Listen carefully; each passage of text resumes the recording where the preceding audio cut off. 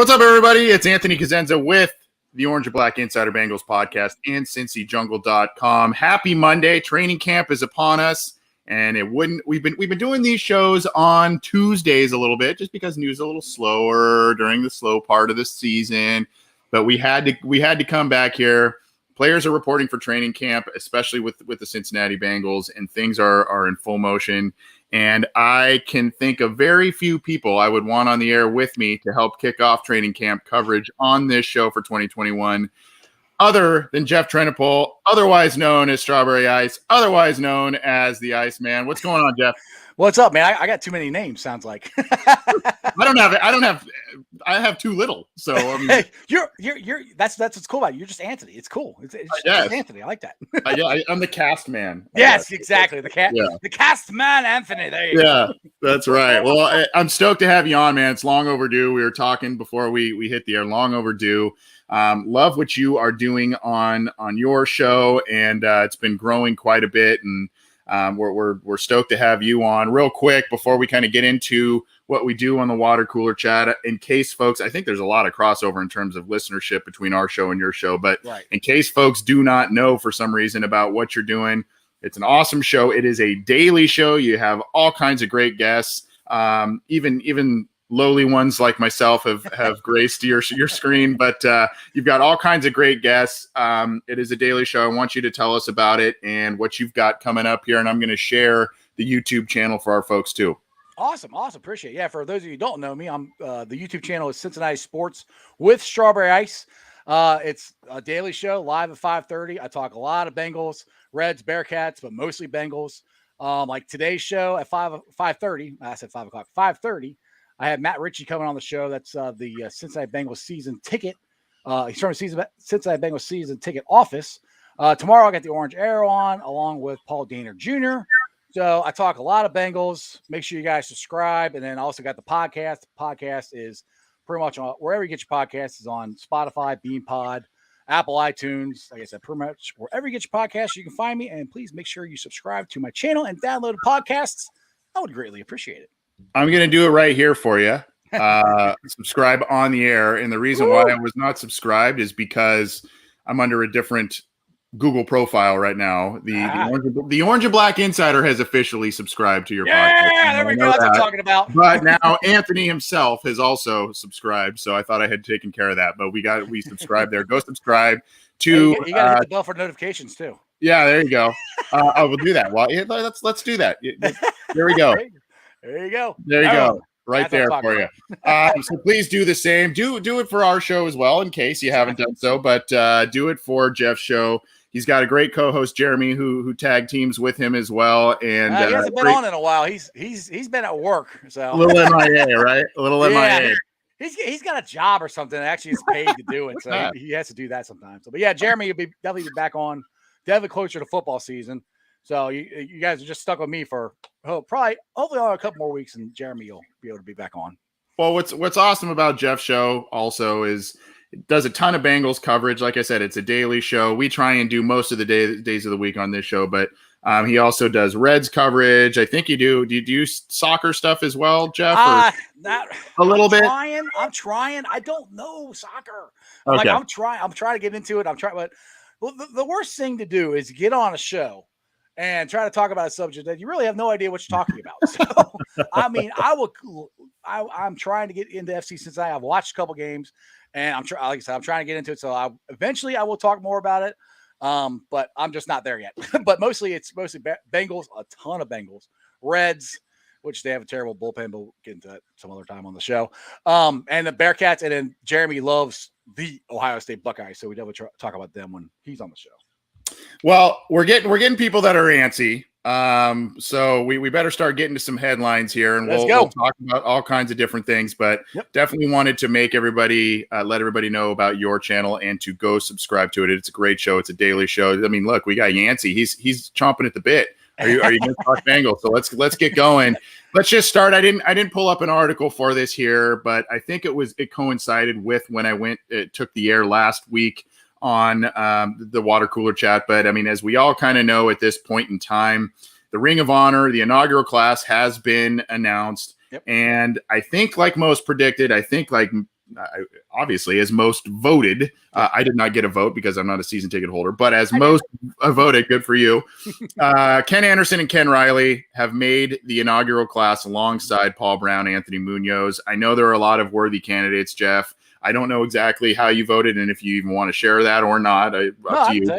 But I think for me, the two Kens would have been the guys that I would have voted for, even though they're a little bit. Some of their careers were a little bit before I became even into existence, actually. But I think that's where I would have personally have gone along with Munoz. I mean, I know Willie Anderson, many others were very deserving, but that's where they went. We could start there. Your thoughts on that? Yeah, I voted for Ken Anderson and Ken Riley, and I said it on my show that I wanted you to vote with your heart. But if your heart was not telling you Ken Anderson and Ken Riley, you're wrong. So, I mean, I'm just because the way I looked at it this way is we want to get Bengals in the Hall of Fame, right? And these are the next two most deserving guys. And if we're not going to put them in our own Ring of Honor, then why in the world would the Hall of Fame, take notice? So now that happened, my question is who's the next two? And I'm thinking, again, two guys that we want to get in the Hall of Fame that I think we have a legit shot of getting in the Hall of Fame, Willie Anderson and Corey Dillon. I think those might be the next two, but I don't know where your thoughts are on that. Those are definitely names that I would assume would be top of the heap there. Boomer, he's not. I don't know that he's unfortunately going to be a guy that's going to be considered for Hall of Fame status. I mean, he's put up quite a few good seasons and numbers and whatnot, but I don't think he's Hall of Fame. But that is a guy that should be at some point in the Ring of Honor for what he has done with the Cincinnati Bengals as well. So, I mean, that's a guy that's in there. I think, we got to look at all the lists and everybody, but I think Willie Anderson has to be at the top of that list and a guy who should be considered for the Pro Football Hall of Fame. I think Corey Dillon, to your point as well, should be another guy too. So now I have a question for you. Do you think are they going to do 4 again next year, or is it just going to be 2, or do we even know? We don't know for sure. I don't think I would probably need to look that up. My assumption is that they're going to do 2 from the inaugural class was going to be 4. And then I think they're going to do increments of 2 from there. So, and then as this thing keeps going, it's going to be kind of neat. I would assume to see names like AJ Green put in that Ring of Honor and yeah. I mean, these are just guys from all kinds of different eras. So in case you've been living under a rock, wanted to get that across the wire for everybody that Ken Anderson and Ken Riley are the next inductees in the inaugural class with Anthony Munoz and Paul Brown. And they'll be honored in week 4 at the halftime of that game. It's a good segue just to promote this as well. We're doing this.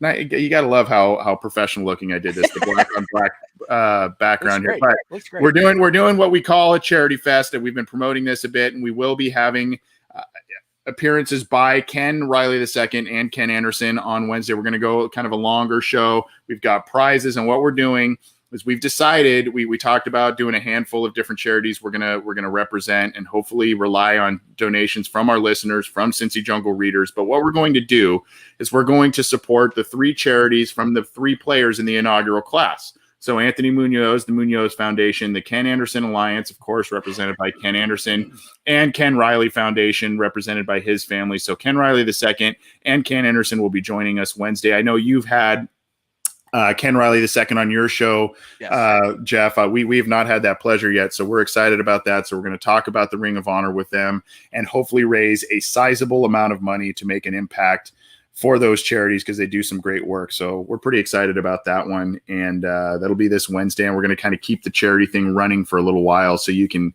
get your donation in. So pretty excited about that, man. Yeah, Ken Riley II is a great guy. I mean, him and his family, you can just tell by Ken Riley II of how he talks about his dad and just the smile he had on his face when he finally found out his dad's getting in the Ring of Honor. Yeah. Just the relationship they have. And I mean, yeah, I know I've gotten to know Kenny here the last, couple months because he's been on my show. I'd love to get Ken Anderson on my show, but I haven't been able to get him on here yet. But Ken Riley II has come on my show, I think 3 times now. And he's a great guy, and it's a great charity that his dad started. And they got the Ken Anderson Alliance, another great charity. that he started. I mean, it's really cool that all these former Bengals just establish roots here in Cincinnati. They may not live here, but at least their charities are here. Not all of them live here, like, but a majority of them do, actually. I mean, because Anthony Munoz, he's got a charity, he still lives here. So that's cool about how these guys care about this community and how invested they are in this community. Yeah. And the foundations are doing some really great things. Ken Anderson actually just opened up a coffee shop that helps provide job opportunities with adults with developmental disabilities, and that's featured on Cincy Jungle and many other platforms. So go check that out. And he's got his own beer now from 16 That's right. That's right. Kenny's day drinking lager. I got to try that. I had the Orange Arrow on, and he was saying that he thought that Kenny was telling 16 Lots that it has to taste like Keystone. Yes. So I gotta ask him about that. Yeah. I had Dell Hall on my show, the owner of 16 Lots, and he was telling a story about how he would come to Bengal Jim's tailgate or whatever, and 16 Lots is they're darker microbrew beers or whatever, and he'd try them. They'd make fun of him because he didn't like them. He goes, Kenny, what kind of beer do you like? He goes, I like Keystone Light. so which, I mean, hey, I'm with Kenny. I like Bud Light, so I'm probably gonna like this beer. To each their own, right? Yeah. So they made the beer as close as you could to Keystone Light. I haven't tried it yet. It's coming out. I think the week of the season is when it's coming out. So that's awesome. And to your point too, just going back a little bit to the Ring of Honor, to your point, there was a quote at the Bengals lunch, and we're going to get some more tidbits of info, get to those in just a second. But there was a quote by Mike Brown, and he specifically said, I think it was via Lindsey Patterson on Twitter.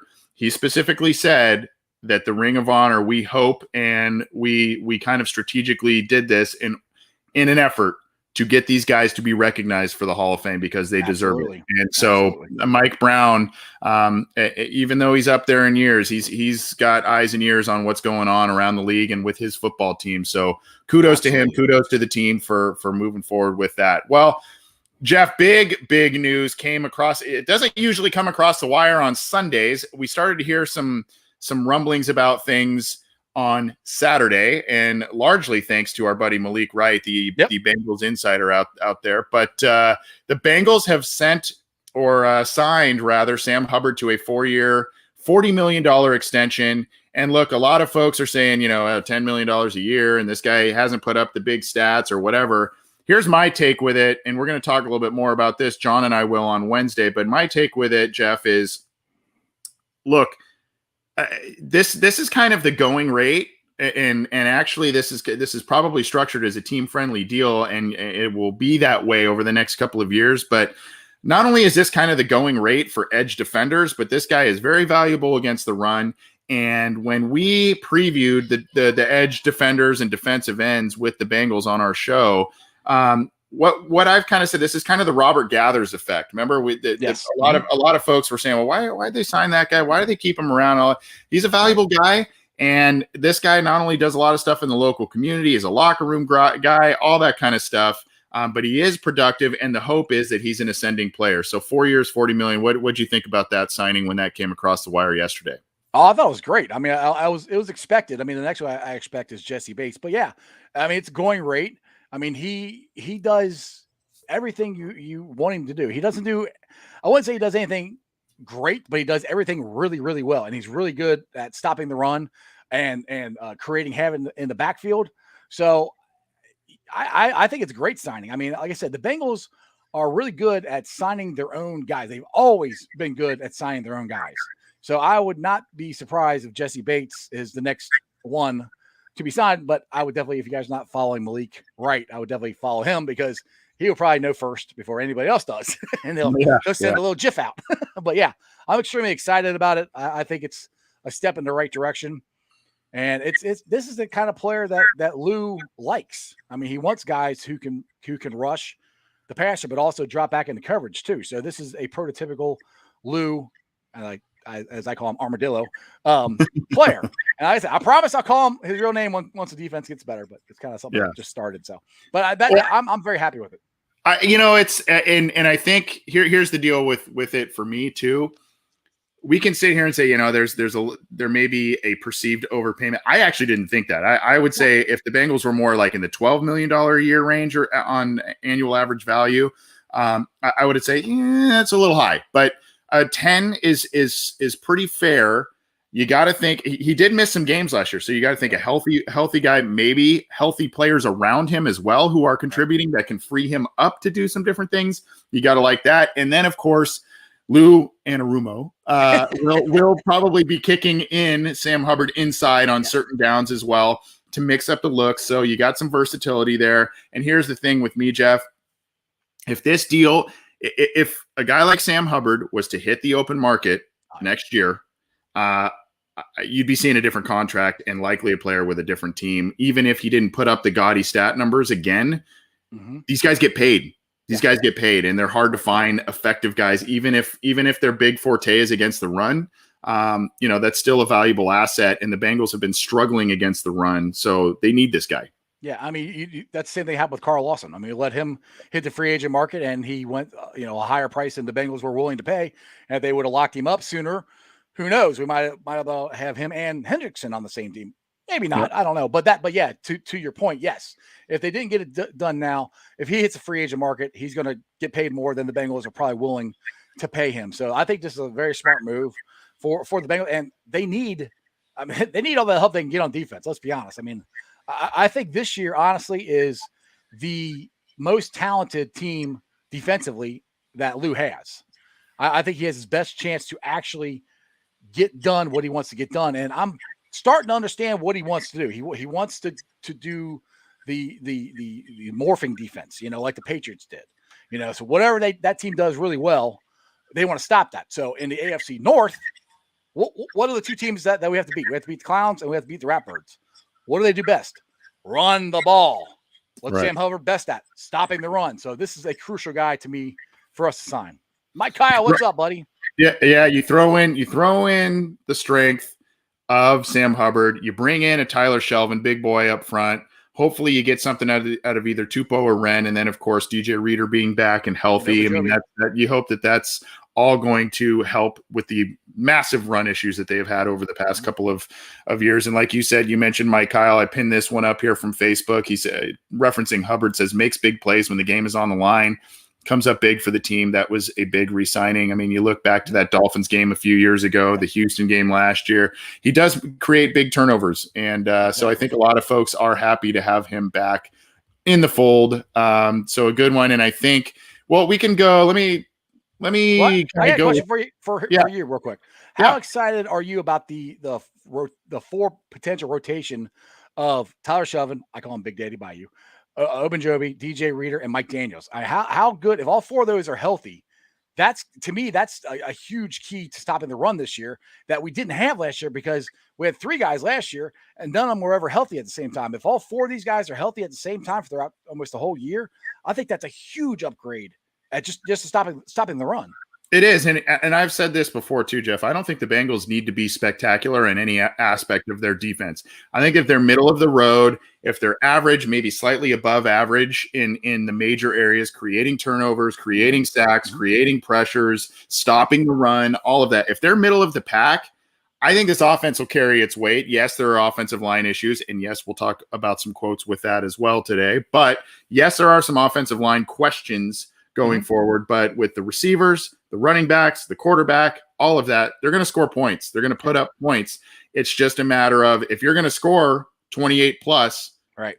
Are you going to be able to hold a team to under 20? You know what I mean? To get the W. And unfortunately, that hasn't been the case over the past handful of years. I'm comparing this team a lot to the 05 team. The 05 team, we had an unbelievable offense and an okay defense. It was a very opportunistic defense. But they kept them in games. That's where I see this team a lot especially with the wide receiving core that we have. Yep. And they've made moves to make sure that they are deeper in a lot of different areas on defense than they were, especially last year when the injuries ravaged them. Speaking of injuries and whatnot, this is on CincyJungle.com, and I believe this was up yesterday on the website. Roster moves, and we've got further updates based on some quotes from Zach Taylor and company coming out today. But these are the roster moves. Unfortunately, Hakeem Adeniji they're on the non-football injury list, but Adeniji suffered a torn pec, and Wyatt Hubert, we'll get to that in just a second as well. Wyatt Hubert also suffered a torn pectoral muscle, so it seems as if Adeniji and Hubert will be gone for the this year, and here we are talking about pass rushers, Hubert being lost, even though he's a 7th-round pick. A lot of people thought he could sneak onto this roster. Unfortunately, not looking to be the case for this year, at least. Punter Drew Chrisman is dealing with an injury issue, but he seems, I think it's a hamstring issue. Same with Cam Sample. I'll have to pull that up, but Cam Sample's day-to-day. Chrisman is it's a short-term injury there, but you've also got Riley Lees, Rennell Wren on the active physically unable to perform list. And really, Jeff, I was actually asked this by my nephew yesterday. He's kind of like, what's the deal with all these lists? I don't really understand the whole thing. I don't want to pretend to be, Mr. Encyclopedia about all this stuff, but here's kind of my explanation with it. These different lists and their designations, really what it does is it provides roster flexibility for the team. And so, and what it does is it also protects these players so that, remember the Antonio, who was it? The Antonio Bryant situation, yes, the wide receiver, years ago. Yep. They didn't protect him. He had an injury issue. They rushed him out to practice. They didn't have him on the PUP list or anything like that. So then what happens is you couldn't put him on the PUP list. You couldn't protect him. You lose him for the whole season, and then that contract's a wash. Yep. So this is kind of a little bit of CYA, if you will. And I think a lot of us know what that acronym means in terms of the team and what they're doing with these players. So when someone is asking, well, why are they on this list? What does this mean? Basically, it means that they're not rushing them out to practice, because if they do that, the injury gets worse, all that kind of stuff. Then you can't PUP list them. You can't hang on to them. You're basically relegated in a lot of instances to put them on IR. But one thing that sticks out to me is a lot of the young guys' names on this on these. That's a little concerning to me, Jeff. Yeah, well, I'm concerned with the biggest one for me. I'm concerned with his Sample, and I know he's day to day or whatever, and because I think he's got a shot to be a big impact player for us. And the other thing that I find interesting is what's up with everybody tearing their pecs. I mean, I don't know. The third one in 2 years. I mean, Mackenzie Alexander, or was Mackenzie? No, the cornerback. Trey Waynes. Thank you, Trey Waynes. He tore his last year. Was out for the whole year. Yep. Same thing with Adeniji. And I was like, what is going on with that? But yeah, the one that really I'm concerned about is Sample, because I think Sample can be a very good player for us. At least I'm hoping so. And Wyatt Hubert, he's gonna be a good one. Hopefully he'll come back, but it doesn't sound like it. Yeah, here's a little bit more from James Rapine of All Bengals and the Locked On Bengals podcast. Great guy, great coverage guy of the team as well. Just kind of extrapolating a little bit more information on the Wyatt Hubert situation, on Drew Chrisman. So you see Drew Chrisman will miss a few weeks with it. I guess it's a hand injury. And then Cam Sample with the hamstring issue. Puka Williams also in that sphere of all the names that we were mentioning there. But thanks to James for passing on that information there. That was relayed through the luncheon today. What's with this mock turtle soup thing, man? Have you tried this thing? That I guess that was the dish that was served at the luncheon. I have never heard of this thing. I've heard of turtle soup. I've never had it. Neither have I. Do I think I want to? I'm not right. Anything that has turtle in it. I don't think I'm going to try. I hear you. But hey, it might be good. Who knows? Yeah, well, that's supposedly what they were serving at the luncheon. What I understand is it wasn't actual turtle meat in the soup. It was actually ground beef or something like that. So it was in a turtle shell. Maybe that's it. Maybe it's for all the Super Mario fans or something. Right. This is just a little bit more, again, the Bengals, and this is on CincyJungle.com, courtesy of Jason Markham, and of course relayed information from a lot of the beat writers and whatnot. Bengals lose Wyatt Hubert for the season. So that's kind of, to me, really, Jeff, it's a little bit Khalid Kareem, come on down, right? And guys like that, you gotta step up. I mean, these are, when you draft these guys on day 3, yeah, the expectations aren't overly high, but as we talked about earlier, edge defenders are valuable. You need to get guys that can rush the passer, even if it's situationally or on, limited snaps. So they're going to need to find something to replace Wyatt Hubert, regardless of how little or how big of plans they had for him this year. Yeah, one thing I've said on my show is I think this is, and I said it earlier, that I think it's the most talented team. I also think it's the deepest team that Zach has had. So it's already getting tested. And Wyatt Hubert was a guy I was really looking forward to seeing play. He was a 7th round pick. Is that what he was? Yep.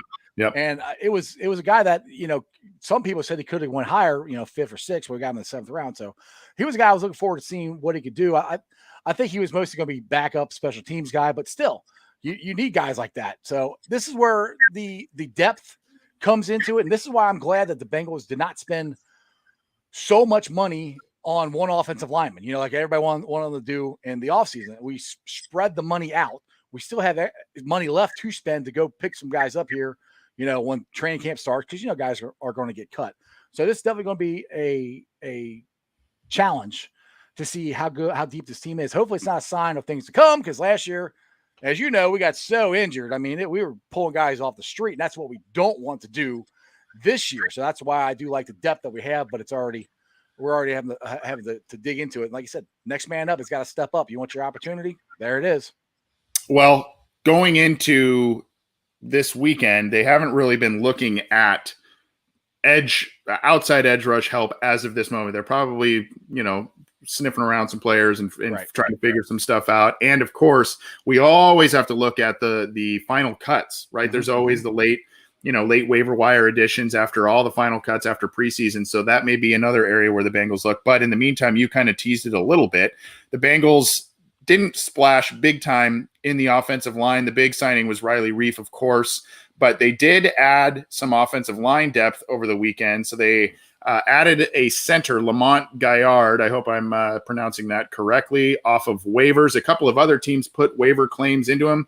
From what I understand, Jeff, this was a little bit of a surprise to Cardinal fans and those close to the club, because this guy started a couple games for him last year, did okay, and they thought he was at least going to be a backup, maybe a rotational guy, or maybe ease him into a starting role down the road. But they cut him, and so now the Bengals picked him up, and the Bengals going into the weekend. Now, you've got the Hubert situation, so those numbers are a little in flux. But going into the weekend, they had, I think, 86 players, 4 short of the 90 that they want. So they're probably going to be adding some more. This is one to that number. So what did you think when you saw this one?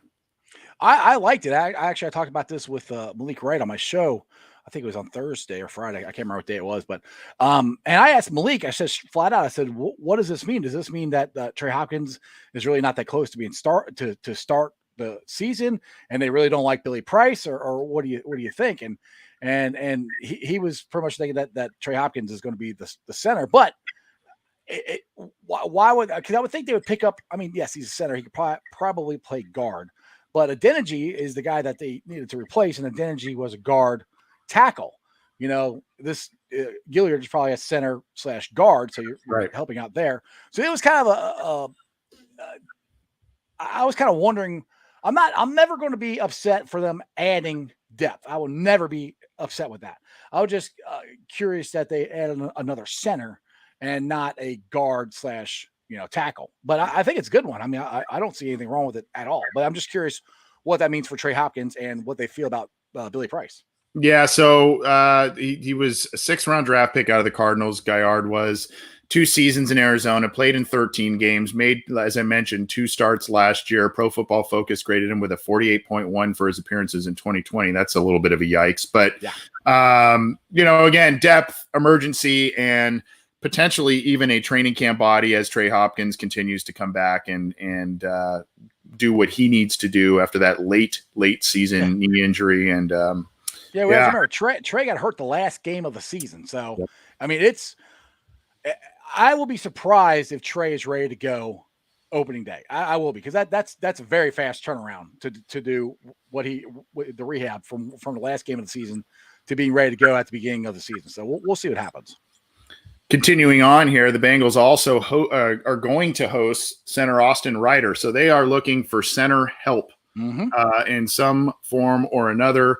Ryder is a guy, from what I understand, listening to some folks who were around him in Kansas City. I believe he was not so great in the run game, but able in pass protection as a starting center. He's a guy, though, unfortunately, was, the Chiefs have completely overhauled their offensive line after what happened in that Super Bowl. So they are, they've moved on from Austin Ryder. And as of today, he's supposed to be visiting with the team, today being Monday. So you can see here from Tom Pelissero, he started for Kansas City the past 2 seasons, including both Super Bowls. So you've got a lot of big game experience here. Again, I think this makes a lot of sense. Even if it's just kind of depth and or emergency situation, should Hopkins not be where he needs to be. And then, of course, you've got some questions at the guard spots. We think Quentin Spain's going to man the other one on the left side. We think Jackson Carman's going to man the other on the right. But you've got a rookie and a guy who has had a little bit of ups and downs. He looked pretty good with the Bengals last year in Spain, but there's some competition there. I don't know if guard is really in the cards for Gaillard or Ryder, but again, they're kicking tires on guys.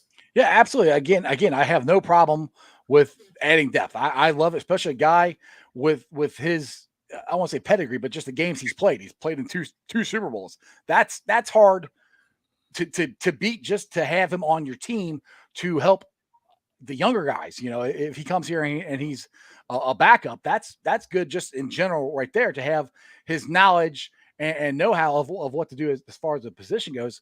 And again, what's it going to hurt if he wants to come in here and sign a 1-year contract or whatever, and try to make the team. It makes the team great. If he doesn't, he doesn't. I mean, again, we need offensive line, and we need offensive line depth. And it was shown a ton last year of how depth throughout the whole team is huge. And again, the more help you get, the better. So we're seeing some comments here about, I'm worried about Hopkins. Our buddy Brian in Iowa, he said, seems concerning regarding Hopkins. Jamie Craig said, I hope Billy Price has made some progress. So I want to start with the first comment here, because actually we have a little tweet here from Lindsey Patterson, friend of the show, who put in here a quote by Zach Taylor. Trey Hopkins is fully cleared by Zach Taylor. This was today at the luncheon. So, I know there's a lot of concerns about, hey, what's going on with Trey Hopkins, but he's cleared. He's cleared to go, which is a big step. That's huge. Now what that means in terms of his practice volume and all of that remains to be seen. But as of now, it seems as if we're not going to be seeing rehab field work or any of that stuff with Trey Hopkins. Now, the bigger question is what Jamie Craig, and we've pinned here, is I hope Billy Price has made some progress.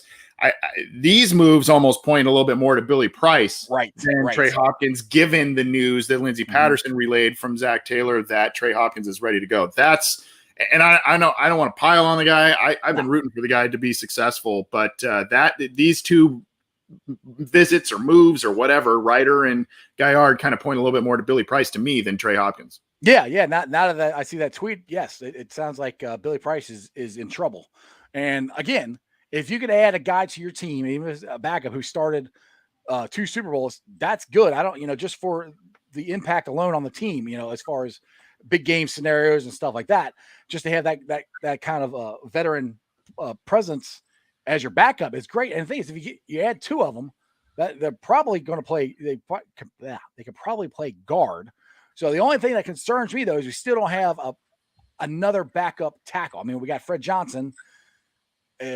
Michael Jordan. I mean, I don't know if Michael Jordan is a tackle. I mean, who else would be our backup tackle? Is kind of what I'm kind of wondering right now. Wow, that remains to be seen. But we'll see. But the Bengals are not, at least not totally content with where their roster is at. They do have some open roster spots to get to that 90 mark, and they're doing their due diligence. I would assume they're probably also going to be looking on the defensive side of the ball, namely at edge rusher, linebacker, something like that, because of the Hubert injury and what's going on there. Well, Quickly, one thing too, Anthony. This is also good for just the general the national media, how the Bengals don't do anything.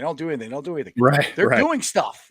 They're constant. I mean, the last 2 years has been the exact opposite. They are doing something to try to help this team. So that I love that about this team. I love it that they're trying to get guys in. I love it. Guys want to come here. They're not just using the Bengals to go to get a better deal somewhere else. They want to come here. That gets you fired up right there. Yeah. Agreed. We've been talking about the Sam Hubbard extension. We talked a little bit about this in terms of Jesse Bates. I assume that Jesse Bates in a contract there will, unless the Bengals are completely, I don't know, they're just not on the same page as Jesse Bates. I assume that this is going to get done, and I assume that if it does not get done, that at least Bates would be franchise tag next year. But this is from Laurel Fowler, who was also at the luncheon, local media member, that she relays in an interview with Duke Tobin that when he was talking about Sam Hubbard's extension, he said he would like to get something similar done for Jesse Bates.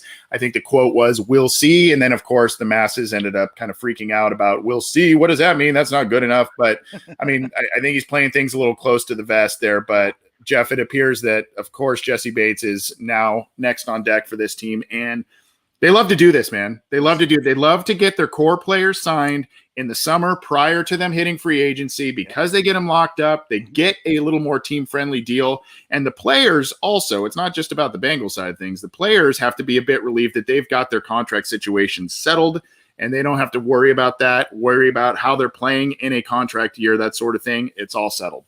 Exactly. I mean, and most of the time, I'll put it this way, how many times have we come to the beginning of training camp, the first week of training camp, and they signed these guys? I mean, AJ Green signed, Mixon signed, now Hubbard signed. I have no worries that they're going to sign Jesse Bates. Jesse Bates wants to be here. You know, he's becoming one of the leaders of the defense. I'm not worried about it at all. I think they're going to get it done.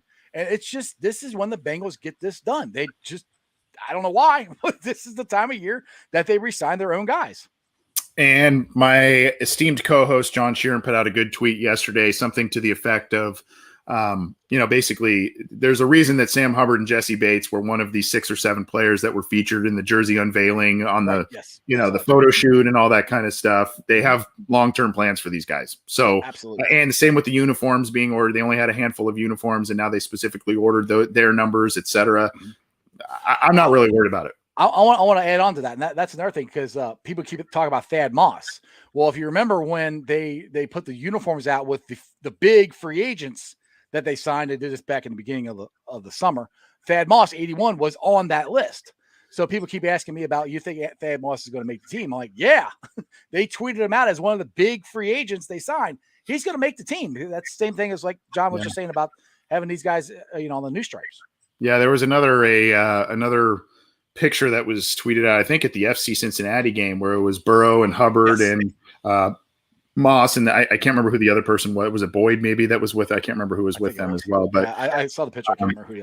So it's kind of like, oh, that's kind of a telling image there. But quickly here, this is from our buddy Dalton, who does awesome graphic design work. Yes, he does. Great dude. Yeah, a great guy. Awesome design work. He made a little creation with a Mike Brown quote, and for better or worse, Jeff, we talked about some of the offensive line additions here. Our offensive line is going to surprise people. I think we have an excellent offensive line coach, was a quote from Mike Brown at the luncheon today. Here's my thing. I don't think he's wrong. I don't think he's wrong about improvement and the excellent offensive line coach. Mm-hmm. My only hesitancy is that we've been down this road before, my man. We've been down here the past 3 or 4 seasons. Hey, we like this offensive line better than all of you do. We think they're better than you guys think on the outside. And what's happened? They have not performed up to snuff. Now, Jackson Carman, Riley Reif, they added Gaillard. I mean, they've brought back Quentin Spain. So they've done some things this offseason, maybe not moving the needle to the extent that a lot of people think, but what'd you think when you saw this quote? I agree. I agree with part of it. Like I said, I think we have an excellent offensive line coach. I don't know if our offensive line is going to be excellent. I do think it's going to surprise some people. So I guess I do agree with the quote. The difference for me this year, or let's just go back to last year. I never thought Turner was a very good offensive line coach. I just didn't. He never shown the line never showed any improvement whatsoever. I wasn't sold on him. I wasn't sold on the guys that they had. They had a lot of young guys on the offensive line to start last year. This year, we've got veteran guys on there. I mean, Jonah Williams, like it or not, whatever you want to say about it, injury prone, which I think last year, if we're in the playoffs, he still plays. He's coming into his 3rd season. You got Trey Hopkins, who looks like he's going to play now. He's an established center. You got Spain, who I really like Quentin Spain a lot. I think he came in and played very, very good for the Bengals in multiple positions last year. They even put him at tackle last year, and he did okay. Not great. He did okay. But I think he's a really good guard. I think in his 1-year prove-it deal, I think he's going to have an excellent year. Riley Reif, he gave up, 2 sacks, 3 sacks last year, something like that. that's an improvement over anything we've had over there at tackle in a while. And I'm not trying to saying Frank Pollock is the greatest offensive line coach ever, but he is very, very close to being in that upper echelon of considered, not by guys like me or you, other people who are offensive line gurus or whatever, as to be an excellent offensive line coach. And I think that, to me, is the move of the offseason, getting Frank Pollock back and getting him to be the run coordinator. So, again, I don't think we're going to be a awesome offensive line. I think we're going to be an adequate offensive line. And honestly, that's all we need, because with this offense that we have, I think we're going to put 25, 30 points a game. So, again, our offensive line doesn't have to be great. It has to be at least average. If we're average, we haven't been average in 5 years, something like that. And if our defense is average, we're gonna win some games. It's gonna be fun to watch this year. But I'm very excited about the offensive line. That mindset is kind of what I was talking about with the defense. I think if you're middle of the road, offensive line performance wise, metrics wise, right. I think if you're middle of the road in all the major statistical categories on defense, I think this team could push for the playoffs. I really do. If health obviously is still, if the Bengals are on the right side of that thing, which they have not been, but if they're on the right side of that thing, I think they can push for the playoffs quickly. Question from Brian in Iowa: why did Callahan put up with Turner? Shouldn't we all or he have known better? I mean, the relationship between Zach Taylor and Jim Turner, there's a familial relationship there. So I think there was just a built-in loyalty that allowed Jim Turner to stick around longer than it was. Unfortunately, both the Anarumo signing and the Jim Turner signing were kind of not the most popular among a lot of different people. Unfortunately for Anarumo, it's not fully on Lou, because he was like the sixth choice or something. Because the Bengals were rumored to be wanting Jack Del Rio and Dom Capers and all these guys, and they kept losing out or getting thanks but no thanks types of things. And so Anarumo was down the pecking order, and then the Bengals were behind the 8 ball because of timing with Zach Taylor coaching in the Super Bowl and whatnot.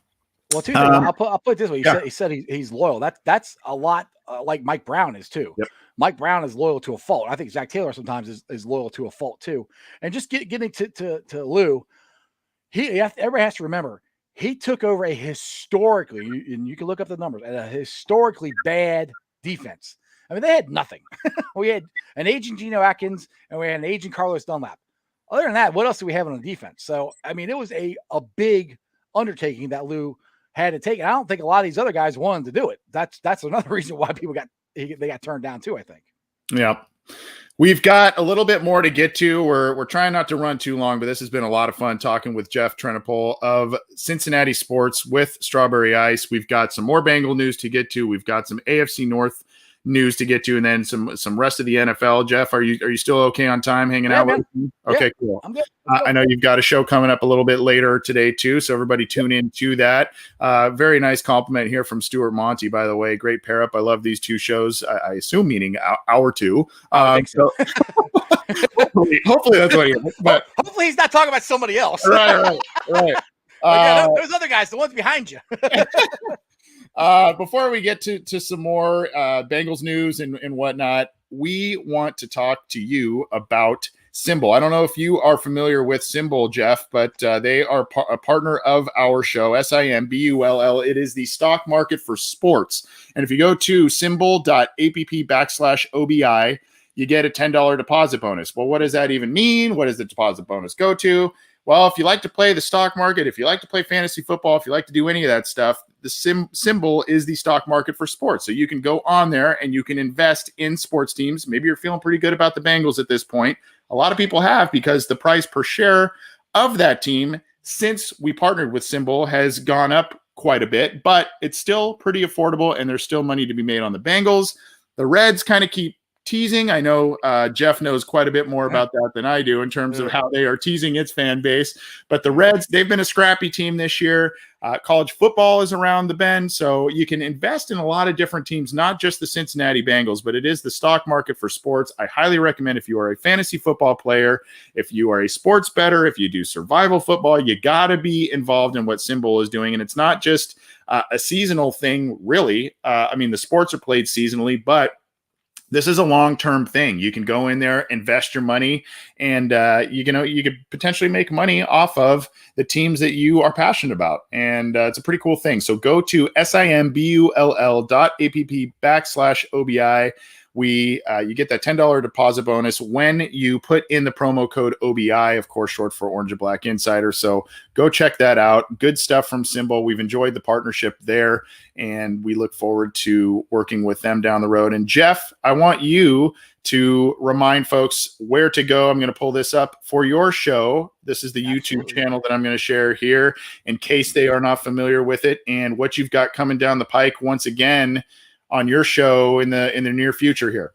Absolutely. It's called Cincinnati Sports with Strawberry Ice. All you got to type in for YouTube is sports with, and it should pop up. Go there, hit the word for subscription, subscribe, hit the bell for notification. I'm also on I do a podcast, which is the same show. It's just the audio version of it. I'm on BeanPod, Apple iTunes, Spotify, pretty much wherever you get your podcast.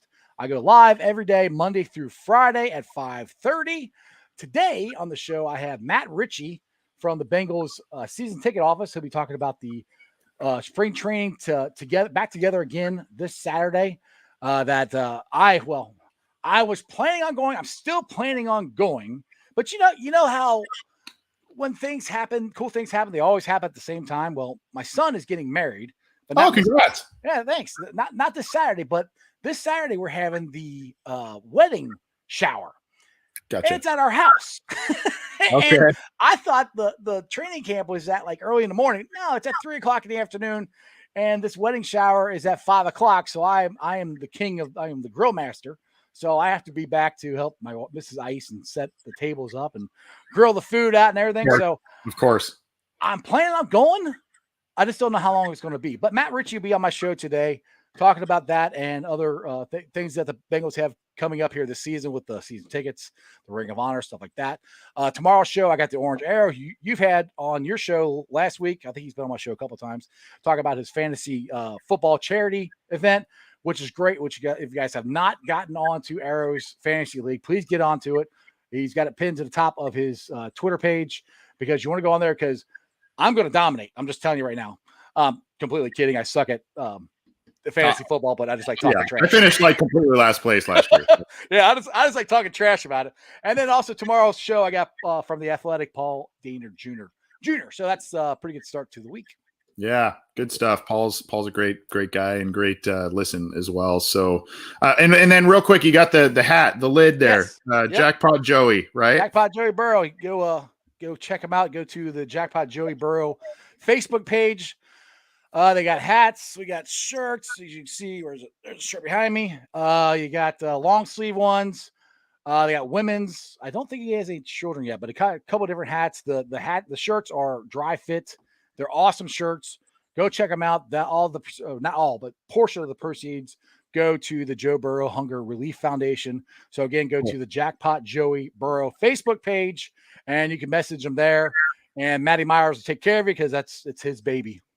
That's awesome. And since I am the king of the segue here, we're going to get to some Joe Burrow stuff. All right, my boy. And, yeah, Joey B. Unfortunately, one of the things I had queued up has since been taken down by Bengals media. There was a nice video of Joe Burrow on the Bengals official Twitter account throwing a nice ball to Jamar Chase at practice today, but they have since taken that down for some reason. Not really sure what happened there. But if you are so inclined, go to Cincy Jungle's Instagram. You'd be able to see the video and check it out there on the story. What's that? I said, what is it again? I'll go look it up.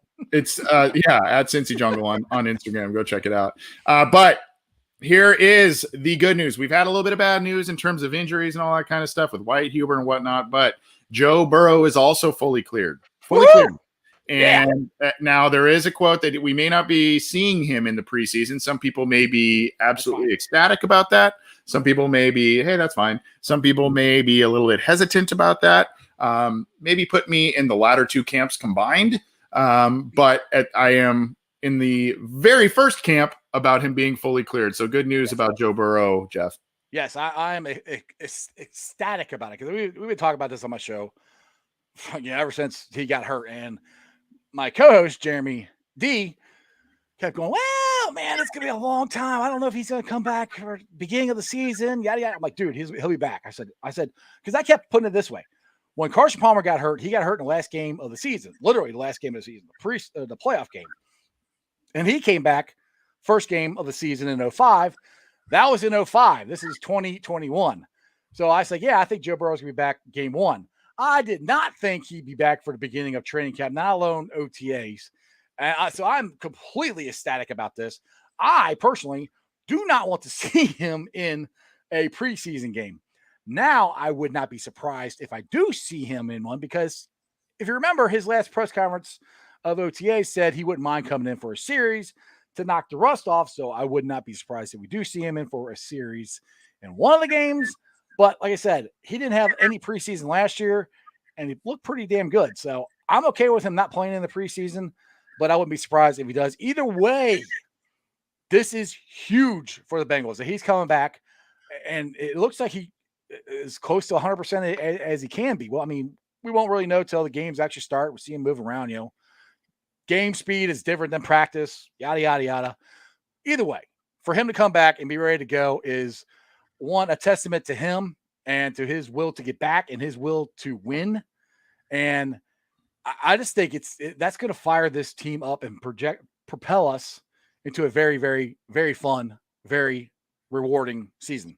Well, you got to know that these players have been watching him rehab and the way he's been attacking that rehab process. So that in itself is, something that I'm sure resonates through that locker room. And then the direct quote via Ben Baby of ESPN, one of our buddies there, has also mentioned that basically it was a quote from Mike Brown saying they, quote, probably won't be putting Joe Burrow out there to start the season, to not risk anything with him. I see the logic in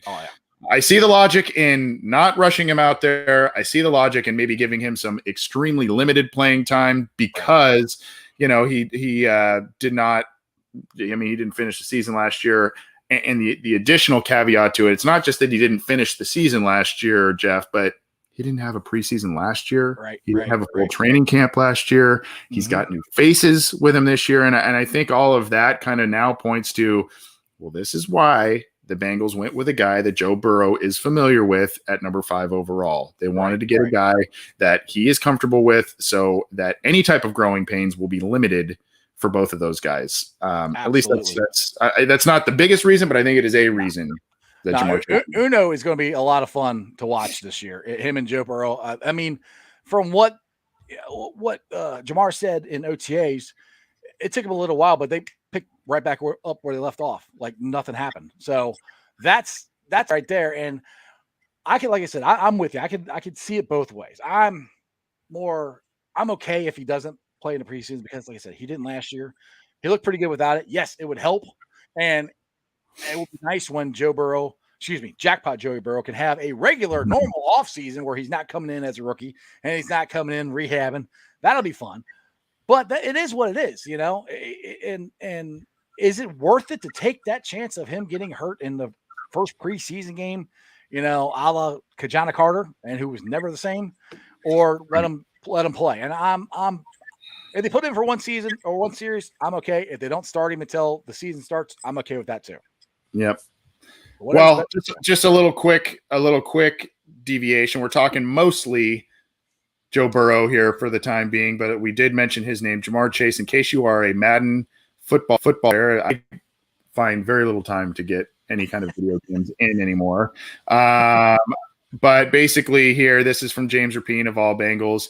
Jamar Chase is not the top-rated receiver, though he was the first receiver drafted. He is not the top receiver in the game. He has a 75 overall, and Dolphins wide receiver Jalen Waddle selected just after Jamar Chase. He has the higher he has a little bit of a higher rating in Madden 22, slightly above Jamar Chase at 75 overall. Kyle Pitts is the highest rated Madden guy of the rookie class at 81, Trevor Lawrence 78, and then Waddle just above Jamar Chase at 76. So honestly, Madden was a little bit after my time. I mean, I was in high school when Madden started coming out. I'm showing my age here, so I've never really. I like Madden. My son plays it. I'm not very good at it, but I'll take it this way. maybe Jamar sees this as motivation.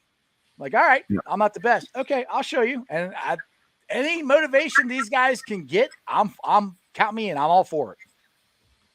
I'm with you. And this team seems to like that chip that resides on some of these players' shoulders.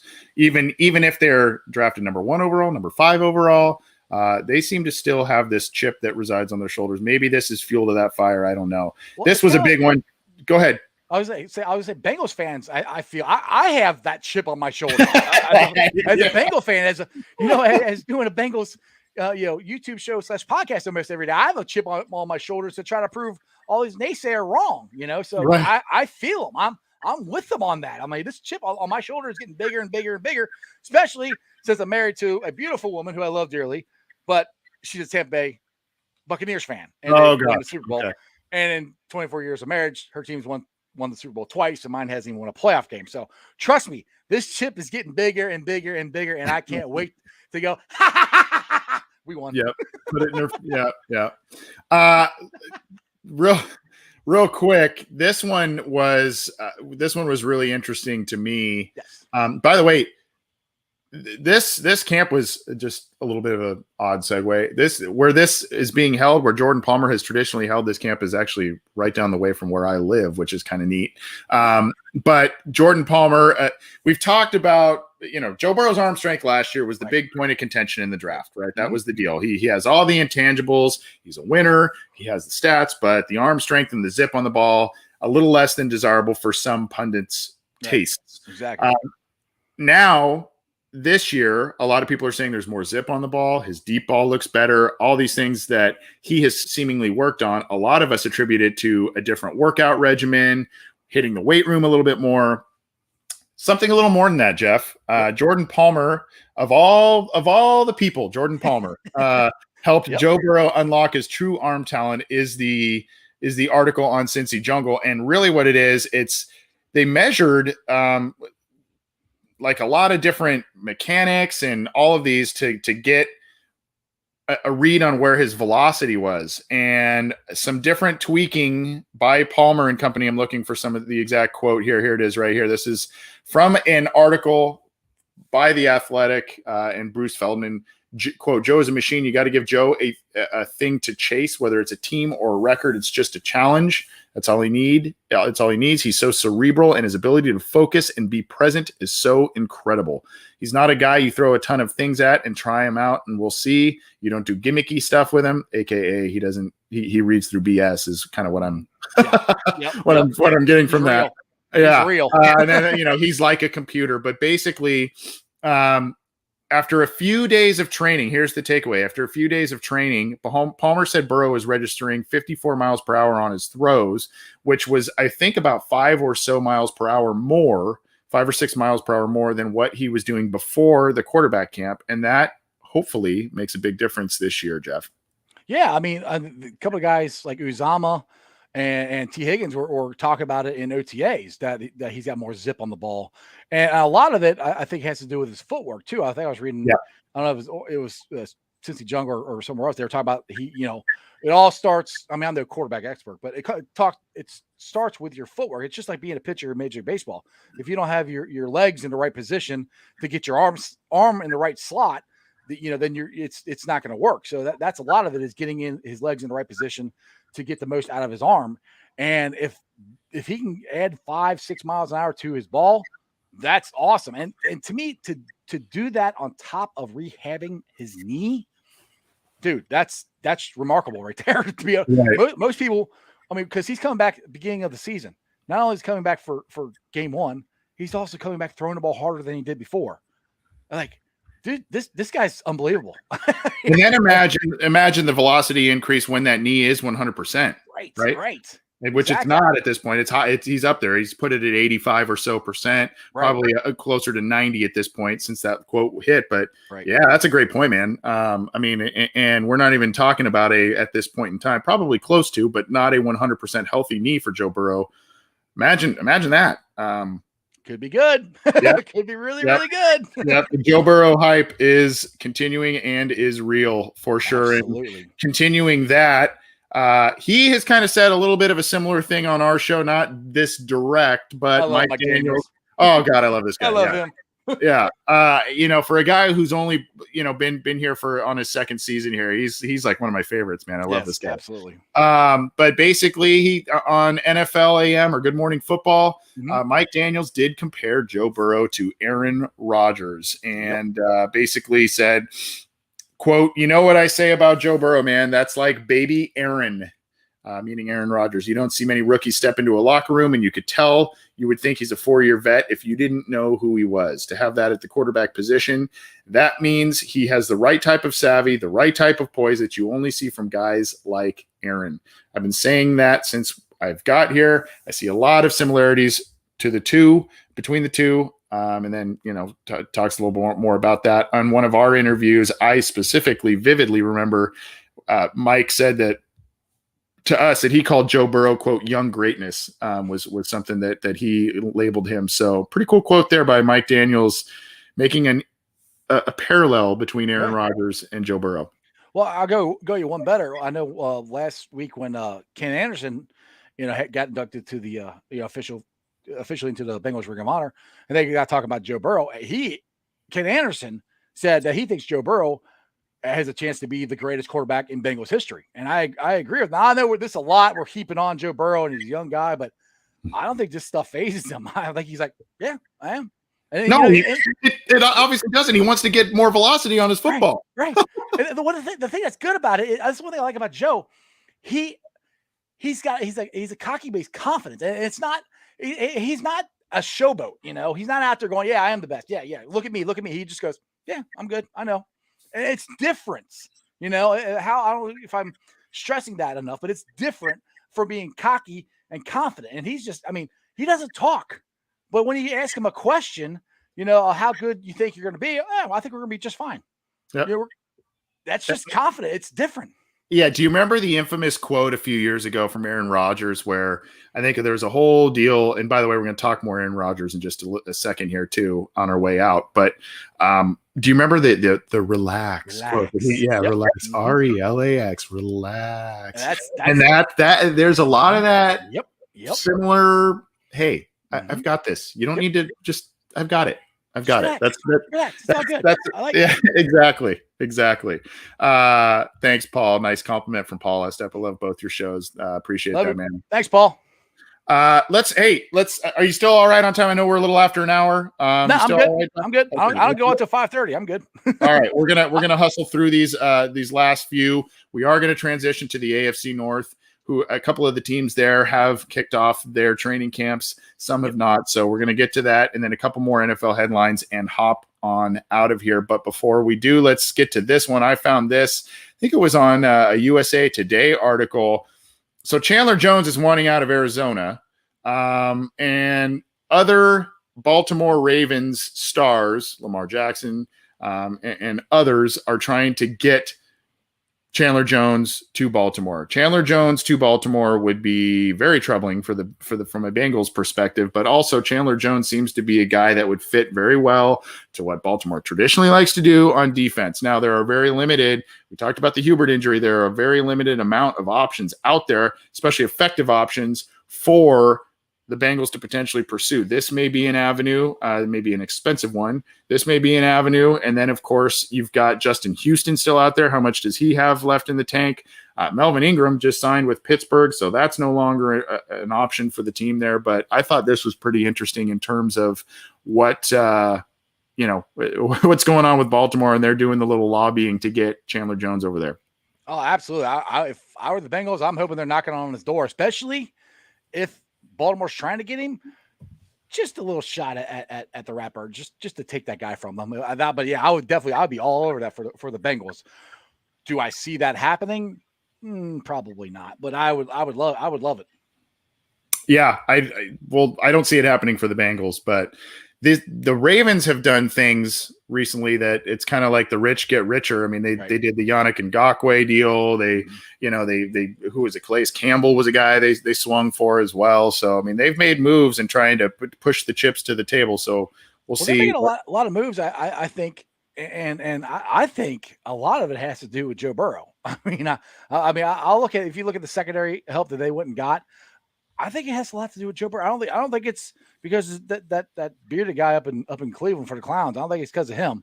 I think they're scared. I think the AFC North is scared of Joe Burrow. I think they know what's coming for him.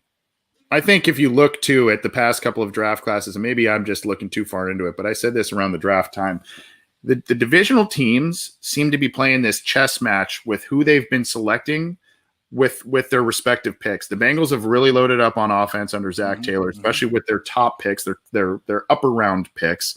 Right. What has Cleveland done? A lot of defensive backs, a lot of they've done a lot of different things to boost their defense. And then, of course, the Ravens are doing some different things. It's kind of like this weird chess match, and I guess that's kind of how it's got to be in one of, if not the best division in football. You got to be able to figure out a way to get through the division and win your division. Pete Z, by the way, Jeff is awesome. I suck, but you're awesome. So, thanks, Pete. Yeah. But I agree, you are awesome. But let's keep rolling here. The Cleveland Browns unveiled a 75th anniversary throwback uniform. Did you see these? I did. I did. Yeah. I mean, it's kind of different, I guess. They got a number on their helmet. Wow. Yeah, the number on the helmet. Yeah. I think the jersey numbers are kind of cool. But these are the throwbacks here, and this is on Dogs by Nature. You can also see it on the official Cleveland Browns Twitter account as well. But they did unveil some new uniforms there. I didn't see exactly when they're gonna. I think they're only wearing this once this year. Is that right? You might be right on that. I don't know. I just saw that they have new ones. I wasn't sure when they were wearing them or not. Yeah, but it does pay a nod to the franchise's inaugural season of 1946. Of course, when Paul Brown, the founder of the Cincinnati Bengals, was still part of that franchise, winning championships and all kinds of different stuff. So I don't think it's been decided yet. I could be wrong about that as to when the Browns will be. If they only do it one time, I think it should be against us because, Paul Brown. I mean, if they only do it one game, it should be at one of the game, probably their home game, But that's when, if they're only doing it once, that's when I think it should be. And it wouldn't surprise me if it was, because like you just said, that's Paul Brown's first year. I mean, he is the biggest member of both franchises, the Clowns and the Bengals. You got Paul Brown is the one thing that we both have in common. So if they do it all in one game, I'm hoping they do it the game against us. I would agree. I think that's a good idea. I didn't really necessarily think that deep about it, but yeah, that's a good point. Let's move on to Pittsburgh. Their rookies are dazzling at training camp, and this is by Michael Beck. I know. Michael Beck at Behind the Steel Curtain, the SB Nation's Pittsburgh Steelers sister site to Cincy Jungle. But hey, I think Najee Harris, I think he's going to be a pretty good one. I hate to say that. No, I think he's going to be good. They just don't have an offensive line, and that's the thing that killed me. I mean, the national media got mad at us, or not mad, but just ripped us for drafting Jamar Chase and not drafting Penei Sewell. But the Steelers draft Najee Harris. Like, oh, that's a great move. Their offensive line is worse than the Bengals. Right. Right. They get the pass, right? Right. That drives me nuts. Yeah. Anyway, go ahead.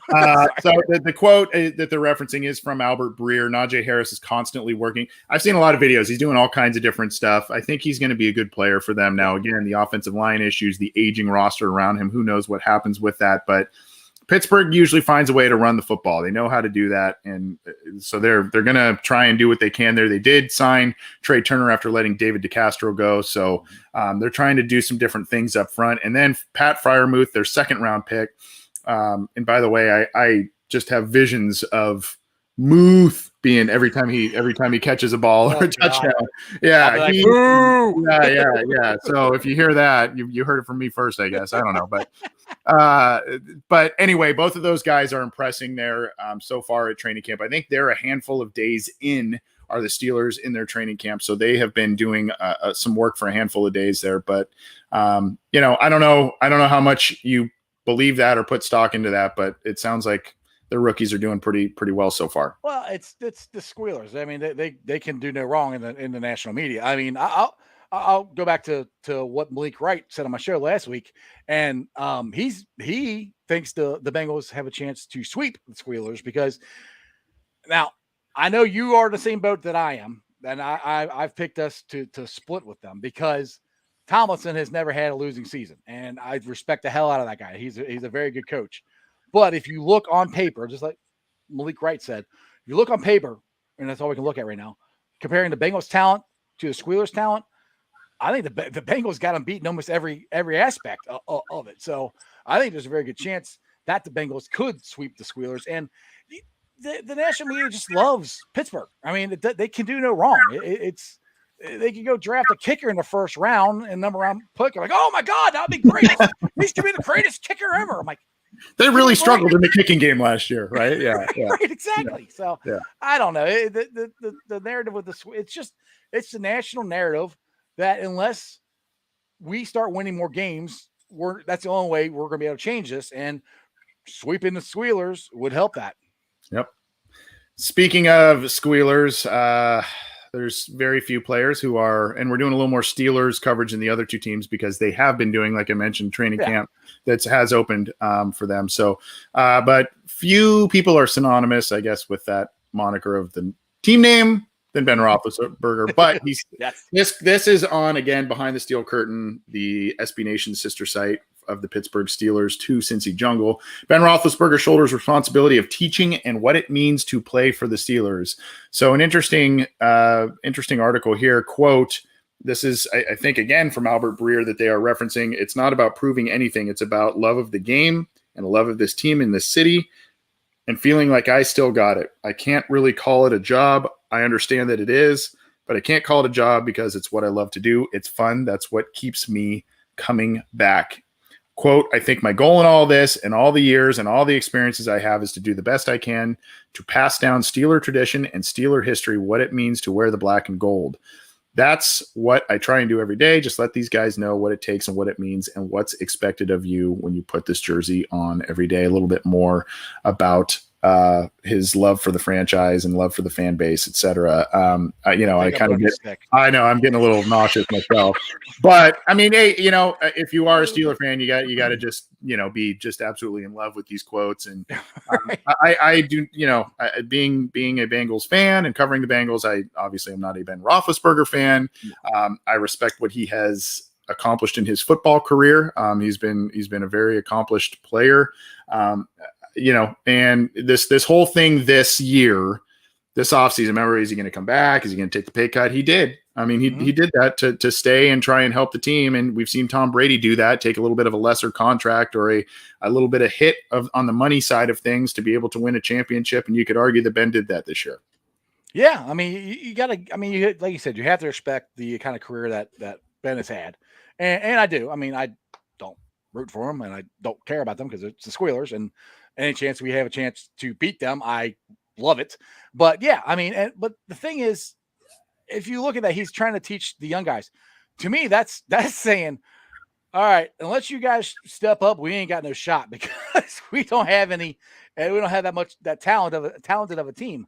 I mean, other than Najee Harris, you're gonna rely on Juju Smith. I mean, what offensive weapon do they have that's scary? I mean, does Ben scare you anymore? I mean, he could, but I don't know. I mean, I'm never going to say they're going to have a bad season. I hope they do because, like you said, Tomlinson has never had a losing season. Roethlisberger is a winner no matter how much I can't stand the man. They are a winning franchise. It's going to be hard to beat them no matter how talented they are or not. I think the Bengals can beat them this year. I think we will beat them. Like I said, I got a splitting the season series with them. But it's going to be interesting to see what kind of team the Squealers have because I don't think they have much. I think that's what you're saying there makes sense. I think also there's a little bit of, hey, I'm not going to be here much longer. Right. So, we got to make sure these young guys that we're bringing in understand the quote unquote Steeler way. Right. And, I think that's part of it. But to your point, I think Ben is still an effective player. I think he can, obviously they're winning games and all kinds of different things. But I think the one element that I think he has lost at this point in his career, as opposed to where he was at the prime of his career. Do you remember how many times he would drop back to pass? And especially against the Bengals, they would get their best defensive linemen, their hands all over him, bringing him to the ground, Geno Atkins, Carlos Dunlap, all these guys, and they just slid right off him. and he would run around and play backyard football and make big completion. That's the one element I have not seen from Ben the last like 2 seasons. Well, it happened last year. Yeah, I mean, it happened. Lawson was on his feet, and he right to Denver the one time, but not to the extent that it used to be. Right. I haven't seen that the same way that I saw it maybe back in 2010, 2012. That's the one element I think that's been lost a little bit, but he is trying to still maintain that leadership role within the Steelers as expected. Let's get to a little bit more broad NFL news and then bounce on out of here. We are going long, but this has been a hell of a lot of fun talking with Jeff Trennepohl of Cincinnati Sports with Strawberry Ice. Happy to have him with us, and sounds like a lot of you are as well, which is awesome. A lot of the listeners and live chatters are paying a lot of good compliments to you, Jeff, which is awesome because you have a great program there.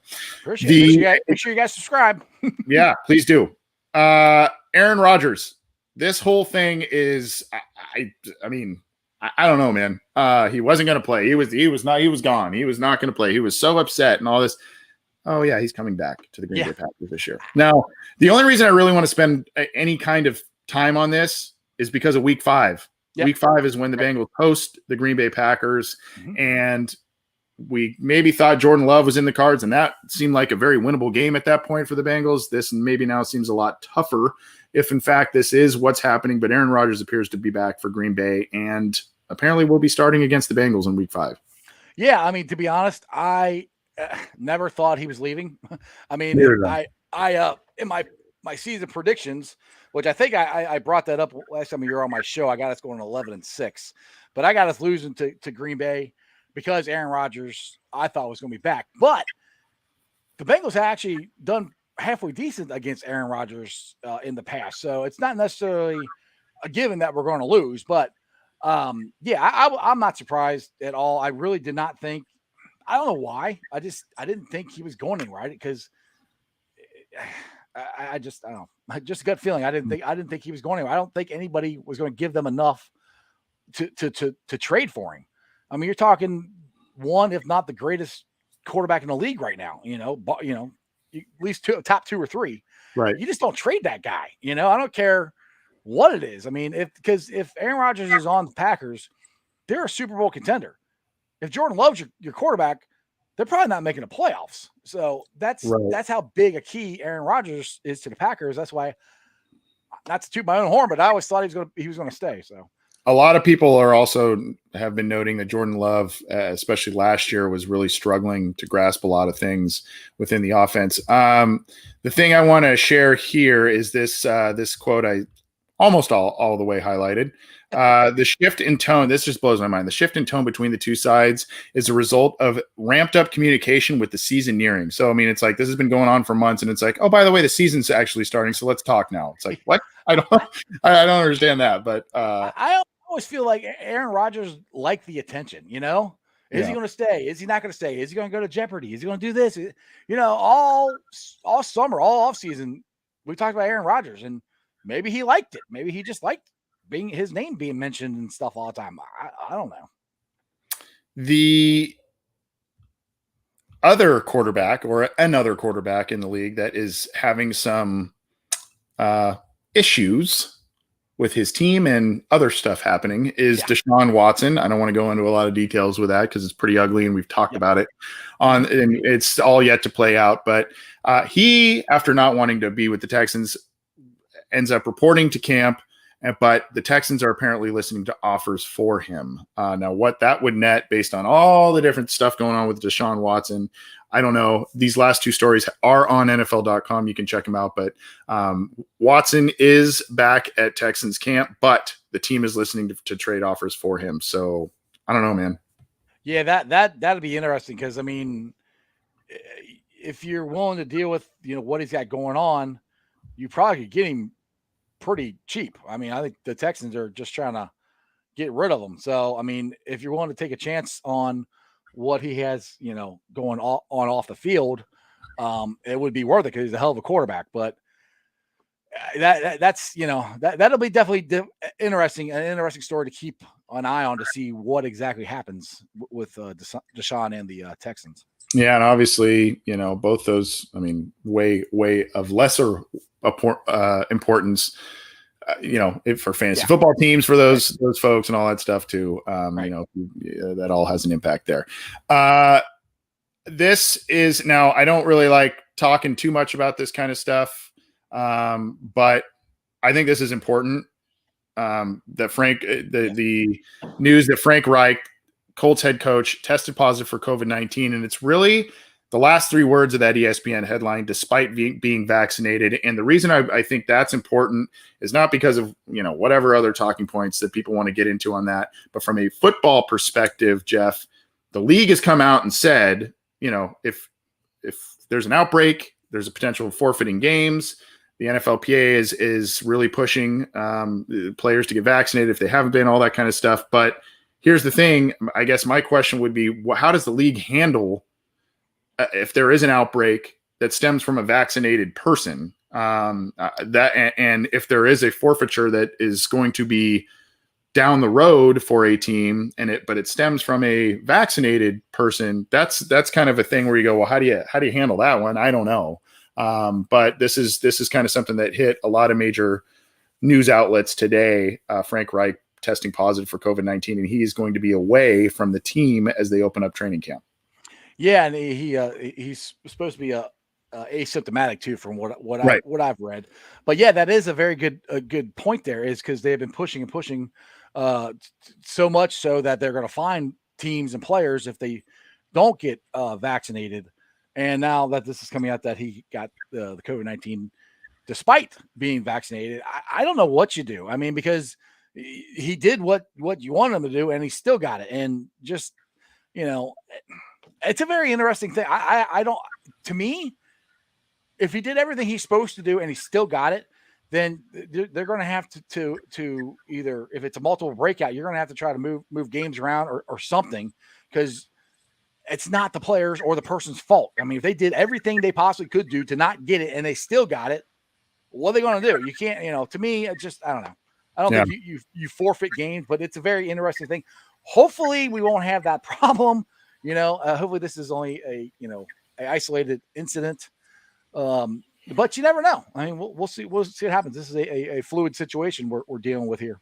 Zach Taylor did mention at the luncheon that the Bengals, the team, the coaches, all of that are at about 90% or maybe even more in terms of vaccinations throughout the club. So hopefully this isn't something the Bengals have to worry about. And look, this isn't, to say one thing or the other about anything like that. It's more from a football perspective about absolutely, how's the league going to handle something like this if there's just kind of this nuanced situation. So interesting stuff there. We've got one little piece of Bengals news that we're going to get to before we do.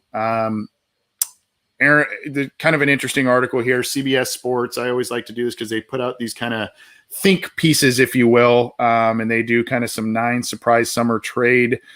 This is from a couple days ago. Of course, Aaron Rodgers, that one's a little bit outdated now based on the news we just shared, but Melvin Gordon, that's another one, Broncos, and Allen Robinson, that would be an interesting one. I think he's on the franchise tag at this point in time.